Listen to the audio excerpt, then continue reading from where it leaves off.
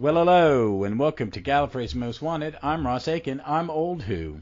Time vessel initiating materialization sequence. And I'm Victoria Wheeler. I'm New Who. If you mean it's landing, Ensac, please can't you just say so? And we are back in the land of Sixie and Evelyn. It is always good to have this. And we are going to be talking about Big Finish story Apocalypse Element. And it's a Dalek story, and it's got Romana. So we're going to go to a quick synopsis, and we'll be right back.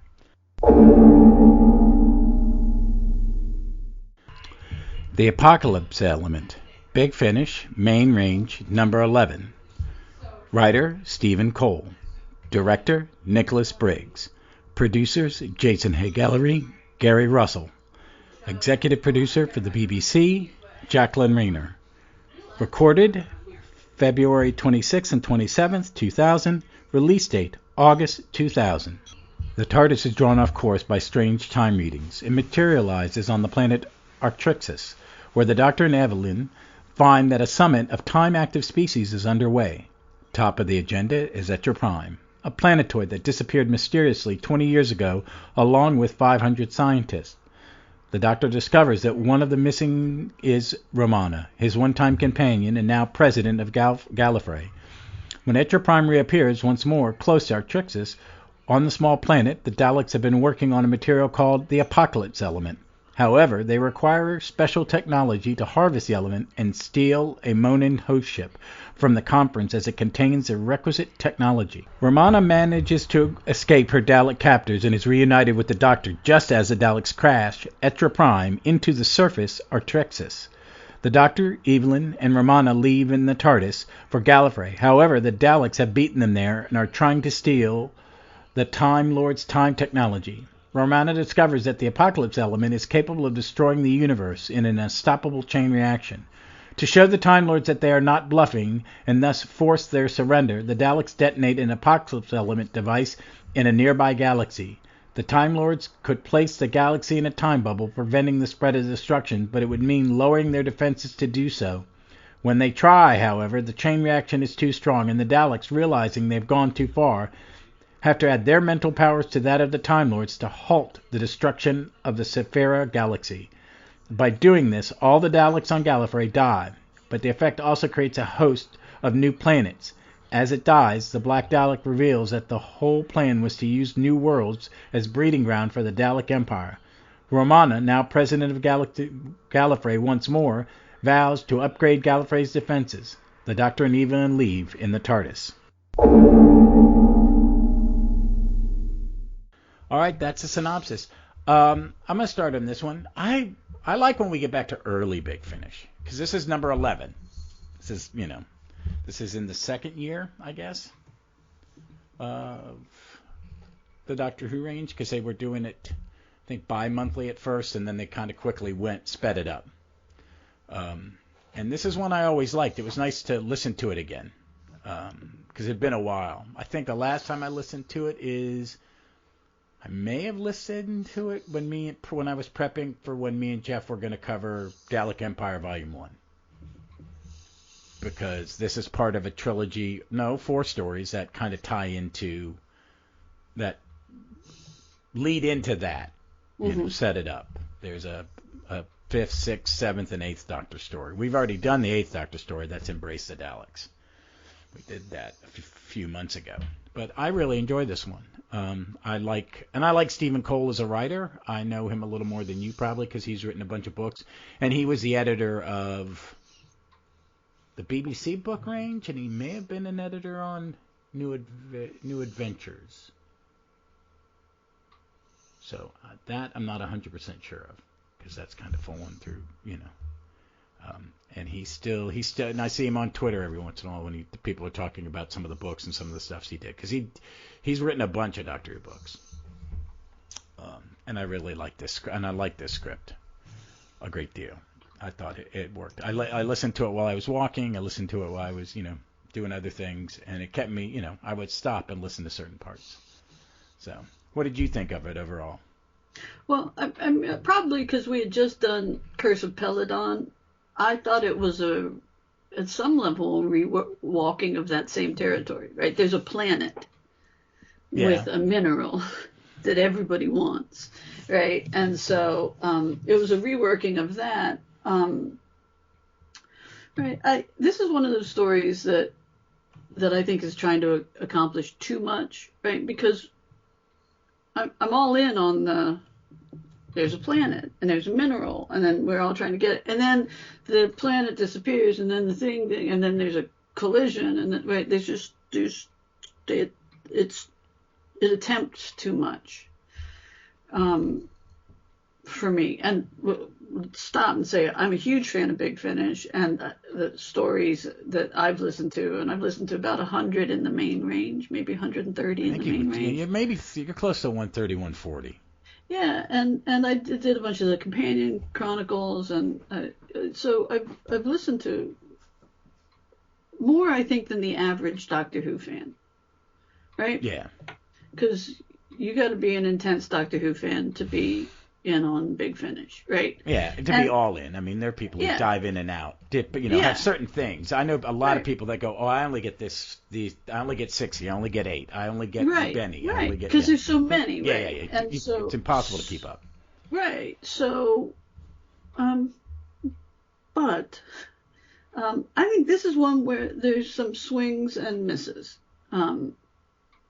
For example, this one feels so early in the process that I don't think that they have the voices correct. I get confused. Now, I've listened to this one before, and I listened to it twice this week, and I still had moments where I wasn't sure who was speaking. Evelyn's voice is always distinct, and it never, ever throws me. But Lala Ward and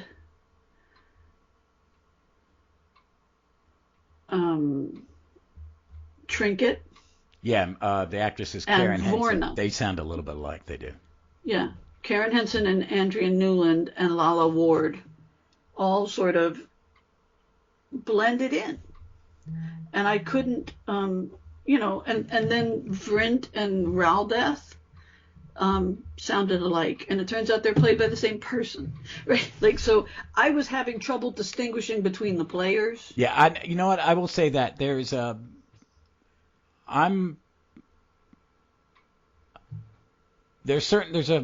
voice actor playing Michael Wade. Is it Michael Wade? Michael Wade, the Lord President of Gallifrey. He's played in these early ones. He's played so many characters that I kept thinking it was an old character come back. Right. Because there's no differentiation. I like Anthony Keach, who plays Vansell. The character's been around since the books. Yeah. And he's good. And I don't know why they've killed him off, but he's gone. And maybe Keach doesn't work for him anymore. But I agree. Sometimes I think when I listen to these early ones, I do think their pool of actors is smaller, so you get a lot of repeats. Right. And sometimes I don't think you're getting bigger. I don't think you get better. I don't think you get larger stretches in how how an actor who has to play multiple parts differentiate their voice. Yeah. And I think that's learning curve. I think some of that's learning curve and talent pool. But also, they're pulling off so much, right? Like, they've got this incredible story, right? Yeah. They've got really high production quality. Yeah, and they've got special effects quality sound, right? Like, they're pulling so much off. I'm sure they had a limited budget, right? There's all of these factors are going in, but this is one of the ones where it doesn't, where those impact the story for me a little bit. This one was, anybody who's listened to us through these last couple of 60s that we've done will know that I'm an Evelyn stan, right? Like, I'm not even that upset that we're the same age, right? I'm just not. It was shocking that the old lady, right? But she's tremendous. 60 is awesome in these stories. And there were elements of this that I absolutely just geeked out over, right? Like I'd forgotten it because it had been a couple years since I've listened to this, and so I was outside working, and I heard when they were in the gravity pool. Yeah, I think they call it gravity pool. Yeah. They're in this chamber, and you hear a noise, and I know instantly that it's a Dalek out of its casing. Yeah, I love that scene. And it just sends chills up your spine. Now, how many times do we see a Dalek out of its casing? And imagine hundreds of them floating around you, right? But how many times have we seen it? We've seen it in the first Daleks, right? With the first one. And we see it in Dalek, right? When it comes out. We see it in Genesis, but it's basically just some goop. Yeah, and then we see it in with the one we see it in the Jodie one where it climbs on that girl's back and controls her, which is a scary, scary image. It's permanently in my head. I love that one. I love that. I think that's the best Dalek outside the casing we've seen. Dalek, but there's Dalek so few of them. I like it. There was saying why I think I enjoyed this so much is that's just this time I'm listening to it. Mm-hmm. It was very much Republic serial. I liked it. It had good cliffhangers. It had really good cliffhangers. And sometimes I think and I know because I've never, it's not like these were designed to be listened to one episode, stop, come back. You're meant, and when it was first came out on, you either got 2 CDs or 2 cassettes. And an episode was on one side, on the cassette, one side was episode 1, the other side was episode 2. So there was a pause while younger people, if you're listening, the idea of you had to take the cassette out and flip it and play it. But, I like that. I have problems. I was not the voice actor playing the president. I've never liked that actor that much. Because when I hear his voice, I go, meh. I get a big meh. And I think some of the alien voices were kind of inconsistent. The Monin voices. Again, that one really reminds me of Peladon. It's like we have very Alpha Centauri voice. Alpha Centauri, right, all over again. That's why it just immediately catapulted me back into Curse Peladon. We just done it. Yeah, and that's that's a subset of a trope is where the base under siege is digging for something or have found an archaeological thing and this thing. You know what I mean? Yeah, absolutely. As Nathan Bottomley says in Flight Through Entirety in Untitled Star Trek, they're in a space place doing space things. Right. Yeah. No, I get it. It makes sense, and it's a good and for Big Finish particularly to make those sort of referential things, right? To refer back to stories that are in everyone's mind, especially during these wilderness years. It makes absolute sense. I'm not sure that to this point in Doctor Who we've ever seen the Daleks do anything as atrocious as cutting somebody's eye out. Yeah. That retina scan technology is new-ish, right? Mm-hmm. And so we didn't start seeing that in movies.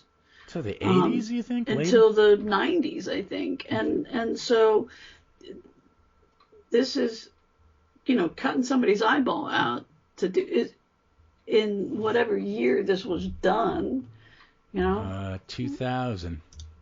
Yeah. That's the release date. It was recorded. Yeah, no, okay. It was recorded in 2002 because it was late 2000. But this is it's not a hackneyed trope when they recorded this. Oh, now And it's... now, yeah, exactly. But it's one of the cruelest things that to this point in Who we've ever seen a Dalek do. Yeah. And so there's plenty of really good moments in it. I think Romana is really good. It's action Romana, and I was thinking about that because you and me have this. We agree on one thing. I love the Gallifrey series, and I haven't gotten the latest one, which is the newer one, because I've been kind of. I think I got caught up in 4 and didn't get to. But that's the bump, is when she becomes action Romana. When she's action Romana, I love her. When she's just a scold. Yeah, it's thing, and that's when she is, and she's Hillary Clinton. Yeah, it's a person who we both like, but she's a pill. She is a pill, and she's wagging her finger at you. She's a school marm, right? Yeah. Like she's telling you how stupid you are. I don't need that. But yeah, when Lala's given the chance to do some she's stuff, great in it. And then if she's you get great. past that, the galley where you get hung up, that's when she quits being president and starts running the CIA, and it's her and I must have listened to some of those because I know exactly what you're talking about. Yeah. And it's her, Narvin and Leela. Yeah. But she's good in this, and she's great in that scene where it's I have a name. That's a great little scene. It's a wonderful scene. Yeah, it is. Yeah. And she's really good, and her and the doctor are great. And there's that great line she goes, "Age before beauty." Yeah. And he's like, "Oh, and we're back to just like it always was." Yeah. She's good with him, and I like that. And he's great. He's great in this. He's great. He really is. He's got great. Full range, and he's flexing all of it. Yeah. Yeah, it is, and that's what I wanted to talk, because we're like, for him, this is in between Specter of Lanyon Moore. Mm-hmm. Oh no, wait a minute. Let me look, because this thing gives me where it falls in the main range is it's between the Winter of the Adept and Fires of Vulcan. I'm not a big fan of Winters of the Adept. It's not the worst Peter Davison Nissa one, but it's not as good as this. The next one's Fires of Vulcan, which is Mellon 7, which I really like. And this is in between the first Dalek Empire of the 4 was Seventh Doctor, and the next one is Fifth Doctor, and the last one is Eighth Doctor. But this goes between... Wait a minute, it doesn't show what it goes in for 60. Oh, that sucks. Blood Tide. And the next one is Blood Tide, which is where they meet Darwin and battle the Silurians in the Galapagos. With Evelyn. Yeah. The next Sixth Doctor one is a Frobisher one, Holy Terror. Yeah, okay, yeah, but the next one with Evelyn is Blood Tide. With Evelyn, is Blood Tide. yeah. Oh, the Frobisher ones are really good. They're really disturbingly creepy. Yeah. Yeah, but I like that, because that's... I think it'd be okay if we skipped Evelyn and went and did Frobishers. It'd be fun. As we come to them. Yeah, we should.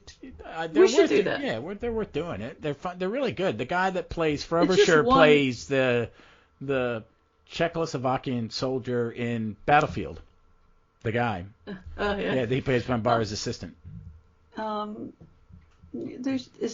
looks like it's just a one shot. It is. It's a single. It was a giveaway. One of them was a giveaway, and one of them... So it's just, we just put, and makes perfect sense to skip one before Blood Tide. Yeah, let's take a breather. We'll do that one. Which one is it? Do the Frobisher. Holy Terror. Oh, yeah, that's a really fucked up one. It's a Rob Sherman one. Yeah. It's really disturbing. And it's great it's one of those ones where it's great for audio, because you get to see what they're seeing in your head, and it's just really disturbing. It's very Jubilee-like in its dark tone. And I think Jubilee is, when we get to that one, oof. We've still got a whole season of 5. We got a lot more of her, and then when we get to the Twilight Project, all those things, we'll probably maybe want to think about how we do those, because they all kind of tie together. But they go into 7. Yeah. So, but it's worth it because that's where you get Hex, and that's Evelyn's a big part of all of those, even to the end, because I think her last story is tied into one. No, I really like. I like all of, and I really like all of the. I forget that Sherman wrote Chimes Midnight too. Yeah, he gets that British horror thing, which I like because it's all mind. It's all mind. Well, honestly, yeah. It's all in the mind, man. It's not scary. It's not jump scares. It's Scherzo. Yeah. Oh my God. Which I love. Yeah. There's these weird things where reality is warped and you have no control over it. It's just insane. But I think this one works. I think this one if I remember right, this one is a better standalone of it. Hold on, I'm gonna click something and I'm gonna kind of refresh my memory by looking at. No, I just looked at Genocide Machine and I remember that being a pretty solid by itself. And I do like the Peter Davison one, which is next, because it's Nyssa and him land on Earth during the Dalek invasion, but they land in America, and it's 10 years before the first Doctor is going to arrive. And because he's there, it starts altering time. You know what I mean? Uh-huh. So it's pretty good. That's actually a pretty good early Fifth Doctor in Nyssa. But, I think we're early on and still early on in Big Finish. This one's really good. It's better. I think they've gotten so much better that sometimes when I go back to some of these early ones, like if I had to go back and listen to the Land of the Dead, which is the first Fifth Doctor and Nyssa one, it's going to be painful. Yeah. But, the first Fifth Doctor and all the early Fifth Doctor and Turlough ones are pretty good, I think. Did you have any other takeaway from this one? No, I mean, there's a couple of moments where the visual that you get is really cool, right? Like there's I think you're I could see the Daleks floating and them floating. Yeah. But the big planet hitting the other planet, it didn't install an image in my head. Right. Because because it's all people looking at a monitor talking about it. Except when they're in the hallway, right before it's going to happen, and the Doctor's saying, everybody in the TARDIS. When you're in the I can see the tunnel collapsing or the corridor burning in my brain kind of image. But when it's just Vansel and the President, oh look, the planet's hitting the other planet and it's just beeping on a screen or what. It's like the beeping ball in Abominable Snowman. It just there's nothing there to grab onto. This Etra Prime, some of the research that I did say that the Etra Prime incident was one of the opening skirmishes of the Time War. And Russell T. Davies confirmed that in the Doctor Who magazine, or in the Doctor Who annual in 2006. Okay. So this is one of those moments that builds up to everything that we know. This is very much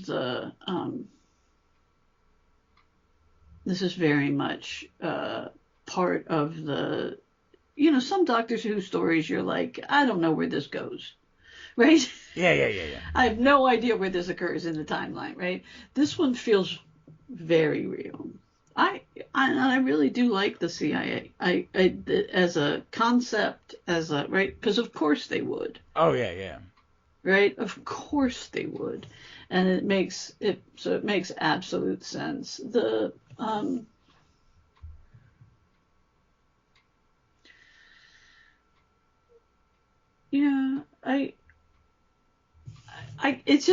It's not a perfect package, right? So there's parts of it that are a little disappointing, but it's still, I think, Big Finish getting its sea legs. Yeah. Right? I think, let me ask you, do you think it's easier for them to get their sea legs with Colin? Do you think he pulls some, I think he pulls up everything he does, when it comes to this.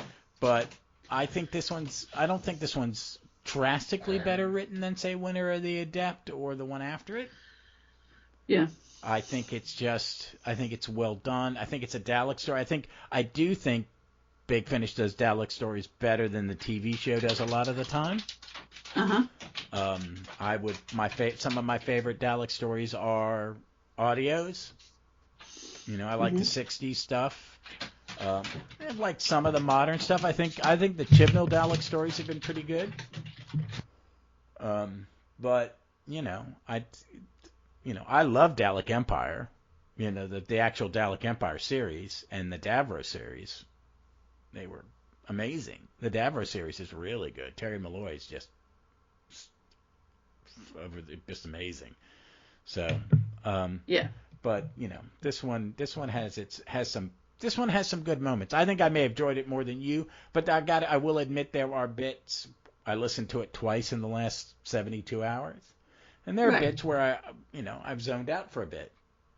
Yeah, I'm walking and I'm like, did I miss something? Right. And that's right. The great ones are the ones where you don't. It's just, and it has a lot to do with the writing.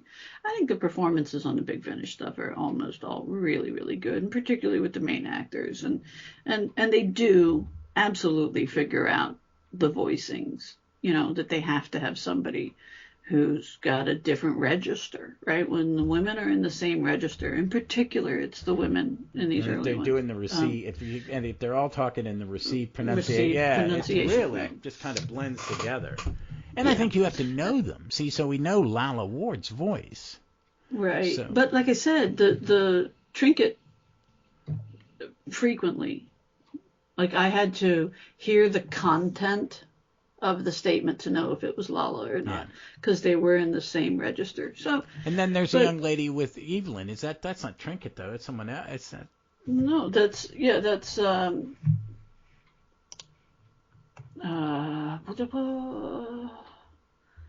Andrea Newland, Commander Vorna. Okay.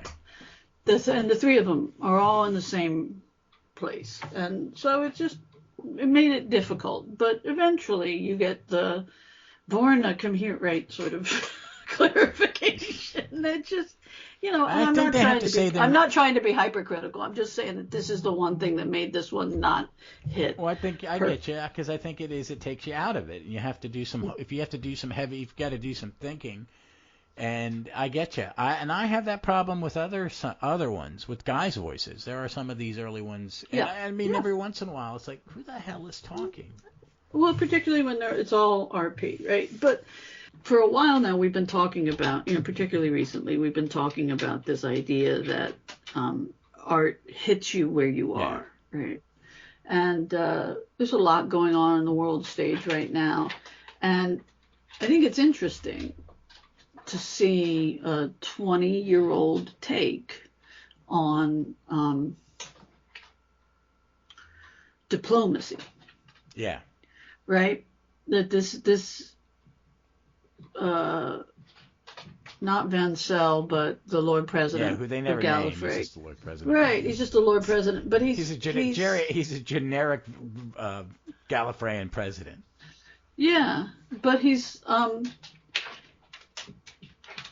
his take on the reasons for diplomacy and the reasons for working out to a solution and trusting, at least trying to trust the group that is the most evil, and the potential for saving lives, I think is supposed to sound Weasley, and it didn't sound Weasley to me today, right? Because I don't have a John Wayne outlook on the world right now, where I think we ought to, kick butt and take names, right? Like, and that's what the theme of this was, right? I wonder if post-Brexit, post-Boris Johnson, these same writers would be writing the same way. Oh, God, no. They would be... Right. It would be told from the point of view of someone in society, and that the leader, Right. No, I get it is. It's... But I think there's a point when I was listening, because there's always this thing in Doctor Who that aliens aren't allowed, that Gallifreyans don't like foreigners. And I think some of that is their creators, like Dix and Holmes and Hinchcliffe, and even later on, is that's to show the bad side of English culture when it comes to immigrants. You see it in her. I'm listening to Hercule Poirot short stories. Christie makes a point to show that some of her countrymen are racists and bigots and think less of him, but he is smarter than them. And that is her showing them that this is a weak spot for us. And I think Vansell and the president show the equal and opposite views of that. There's the president is, we do not want them in here to continue. We don't need any of their ideas. They're inferior to us.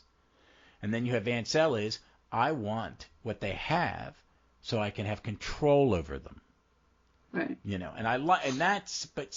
That's a great bad guy, but they're not bad guys. See, they don't even play him as bad guys. That's kind of like, this is the way this race is. That's a fact. This is how they are. That's why the Doctor left. Right, but the Lord President of the Gallifrey isn't doing that. The Lord President of Gallifrey is saying, listen, we can't just wipe out, right? Oh, he's trying to prevent the Time War. Yeah, he is, but on the other hand, he still doesn't. He doesn't want foreigners on his planet. Well, yeah, but also, if you listen to what he's saying, he's saying we can't wipe out our entire race. Yeah. Right? Like he's foreshadowing the Time War, and he's not wrong, but he's portrayed as weak. Yeah.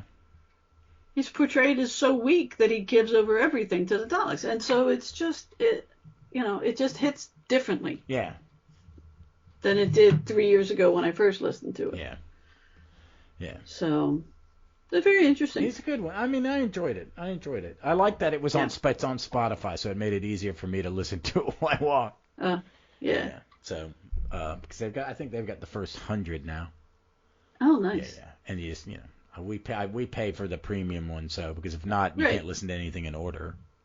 Yeah. But I share it with the family. It's one of those things. So we share. We had the family plan, so it's worth it. And Leslie uses it. I use it. Her brother uses it. It's right. No, I use it when I No, we're on a family plan too. But I really use it when I DJ for like the elementary school events and stuff. It's a good thing. I've created some playlists and I've gone down this Australian rock and roll rabbit hole. I found this show called Rock Wiz, which is a quiz show, and they have different artists come up and be on the panel with the guests, the music nerds, and they'll do covers together. And I've discovered some musicians that I'd never heard of that I really, really like. Yeah. And then, a couple that I've, and then some is like, oh, I didn't know you were Australian. The Three Rivers Band, which, you're our age. We heard tons of them on the radio in the 70s, and I thought they were Americans, and they're not. There was a local band for us that, in Fairfax called Artful Dodger, and they hit really big in Australia and Japan. Oh, did they? Yeah, and they couldn't afford their second tour because they didn't have enough record sales in the U.S. because they went to Australia, came back into and Japan and did so well over there, came back, toured the United States, and spent all of their money touring the United States because they just never hit. They never took off here. Yeah. And so they couldn't get back to Australia. Oh my God. Well, I was watching it, and there was this, I don't remember her name, but she's a metal, like their version of Joan Jett. She even had Joan Jett's haircut. Okay, but she's a metal guitarist and singer, and they're doing something. There's this little bald guy, and he looks familiar, and he can frickin' metal sing. He's got that AC/DC pull back, and I like that. I like Australian metal. I like AC/DC and stuff like that. It's driving in the car music from when I was in high school and stuff. And he can belt it, and he's tiny little kind of. Why do I know him? Why don't I know him? So his stage name is Angry Anderson. And he's not. He's a very sweet man. He talks about raising his 4 kids by himself, and I watched a little documentary on him, and he was like showing him he's working for a house cleaning service because he's not getting any gigs, because he was the lead singer of a band, and I can't remember the name. I'd heard, having old metalhead roommates, I'd heard of the name, you know. But I went, why do I know him? Why do I know him? And then during the documentary, oh, he's in Thunderdome. He's the little dude with the feather in the back who's one of the bodyguards for Tina Turner. I went, that's what. Yeah. And I was like, oh, you know. But I like Spotify because I can find some of these people and more of their music. And I got down this road. There's the songwriting duo, Vandy and Young, and they were in the Easy Beats. You know, Friday's on My Mind. But they wrote tons of songs, and they produced most of the AC/DC albums. And I can't remember. There's one of their songs is considered the #1 hit of all time out of Australia. And if I could remember the damn title of it, you go, oh yeah, it was a huge hit over here. So I've gone down that rabbit hole and found some stuff, but. I do enjoy Spotify. Folks, Spotify is good for Big Finish. There's a lot of good Big Finish on Spotify if you don't have it. And you want to test drive stuff. It's like the first 50 or 100 main range are on there. Some countermeasures on there. Charlotte Pollard season 1 and 2 is on there. I listened to some of that on it. There's a good range of it. And it's a good, if you want to test drive or just jump in and out. The first 2 or 3 seasons of Paul McGann's on it is basically in there, so it's worth it. It's worth a listen to. You know, I do it and I go on my walks. When we're done here, I'm gonna take a shower, and I think I'm able to go on a long walk. I may be being dragged to a craft show. I have to go over to a neighbor's house and help him with some honeybees. Oh, that's cool. That's what I'm off to do. Yeah, I got some. Looking forward to it. I got a I just got a message from Billy from the All-Star Squadron podcast, and I think he's asking me to record today. It's like, it's not happening, Billy. 1, I haven't read the issues, and 2, I still got to post an episode of Stop Let's Team Up that I edited late into the night to get it caught up. But that was fun. But normally my Stop Let's Team Up episodes are 15 to 20 minutes. This one was 120 minutes. Wow. I'd have guessed. All right. We were doing good. We touched on every origin of the Legion of Superheroes. They have had 6 reboots. There have been 6 versions. Yeah. And you talked about all of them. Well, so it's only 20 minutes. It's only 20 minutes. So do you have anything to recommend this week before we toddle off? No, I'm still playing catch up from my last 2 weeks. Yeah, I had a horrible week, folks. Just fucking horrible.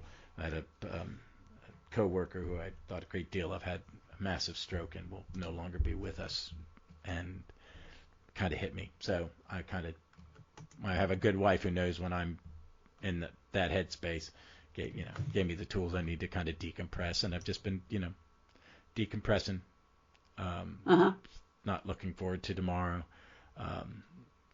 But and this helps. Walking around listening to Sixie and Evelyn fight Daleks distracted me. It's always good, and that's what art should do sometimes, is just take your mind away from and let your brain process. But folks, you can find us on Twitter at Gallifrey's MW Pod. Please reach out to us, tell us what you like, dislike. If you can, go onto your podcasting platform of choice and give us a review. That's always helpful, and I appreciate it. I don't normally ask, but it's been a while, so I'm asking. And until then, we look forward to seeing you somewhere in time or space.